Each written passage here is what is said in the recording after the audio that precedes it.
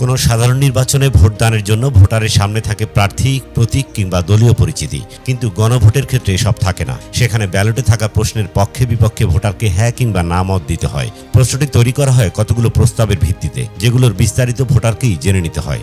বাংলাদেশে এ পর্যন্ত গণভোট হয়েছে 3 বার। এর মধ্যে প্রথম দুটি ছিল তৎকালীন ক্ষমতাসীন ব্যক্তি ও তাদের কর্মসূচির প্রতি আস্থা জ্ঞাপন সংক্রান্ত।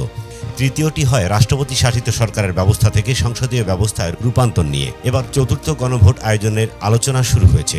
জাতীয় ঐক্যমত্য কমিশনের সুপারিশ অনুযায়ী এর বিষয় জুলাই জাতীয় সনদ অনুযায়ী সংবিধান ও আইনি সংস্কার অনুমোদন। আমরা একটু জেনে নিতে চাই গণভোট কি।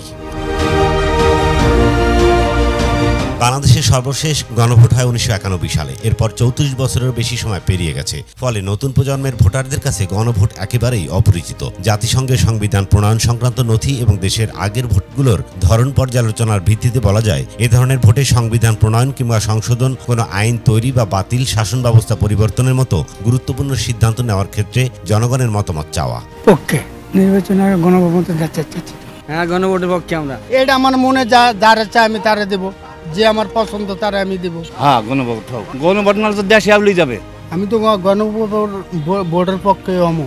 গণভোটের পক্ষে আমরা গরিব যেদিকে আমাকে শান্তি তবে সেদিকে আমরা। হ্যাঁ, গণভোটে রাজি আছি। গণভোটের পক্ষে।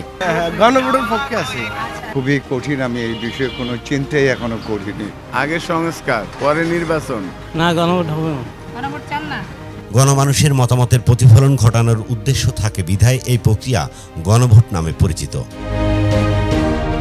জাতীয় ঐকমত্য কমিশনের সঙ্গে বিভিন্ন সময় হওয়া বৈঠকে রাজনৈতিক দলগুলোর যেসব প্রস্তাব একমত হয়েছে এবং কোনো নোট অফ ডিসেন্ট বা ভিন্নমত নেই, সেগুলো সন্নিবেশিত আছে খসড়া 1 এর তফসিল 1-এ। এমন প্রস্তাবের সংখ্যা 48টি। এই 48 প্রস্তাবের মধ্যে আছে ভাষা, নাগরিকদের পরিচয়, সংবিধান সংশোধন, জরুরি অবস্থা ঘোষণা, সংবিধানের মূলনীতি, মৌলিক অধিকারের তালিকা সম্প্রসারণ, রাষ্ট্রপতি নির্বাচন পদ্ধতি ও তার ক্ষমতা এবং অভিশংসন প্রক্রিয়া। আপনি গণভোটটা নভেম্বরে করেন অথবা আপনি গণভোটটা নির্বাচনের দিনে করেন, গণভোটটা কিসের উপরে হচ্ছে? মানে নোট অফ ডিসেন্ট সহ নাকি নোট অফ ডিসেন্ট ছাড়া? গণভোটটা ধরেন বিএনপি যে প্রস্তাবটা দিয়েছে যে একদিনে হওয়া, এটা একটা অবাস্তব প্রস্তাব। প্রধানমন্ত্রীর মেয়াদ ও তার একাধিক পদে থাকার বিধান, তত্ত্বাবধায়ক সরকার ব্যবস্থা, সংসদে উচ্চকক্ষের গঠন ও ভূমিকা, সংসদের নারী প্রতিনিধিত্ব ও বৃদ্ধি পদ্ধতি, বিচার বিভাগের স্বাধীনতা ইত্যাদি।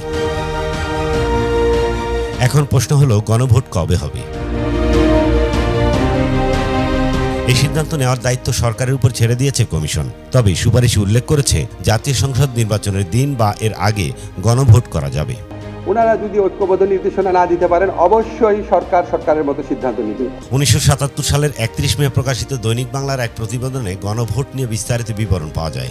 জিয়ার প্রতি জাতির আস্থা জ্ঞাপন শিরোনামে ওই প্রতিবেদনে বলা হয়, রাষ্ট্রপতি মেজর জেনারেল জিয়াউর রহমান এবং তার 19 দফা কর্মসূচি নীতির প্রতি দেশবাসীর প্রতি বিপুল আস্থা জ্ঞাপন করেছেন। অর্থাৎ এই গণভোটের বিষয় ছিল রাষ্ট্রপতি হিসেবে জিয়াউর রহমানের প্রতি এবং তার গৃহীত নীতি ও কর্মসূচি।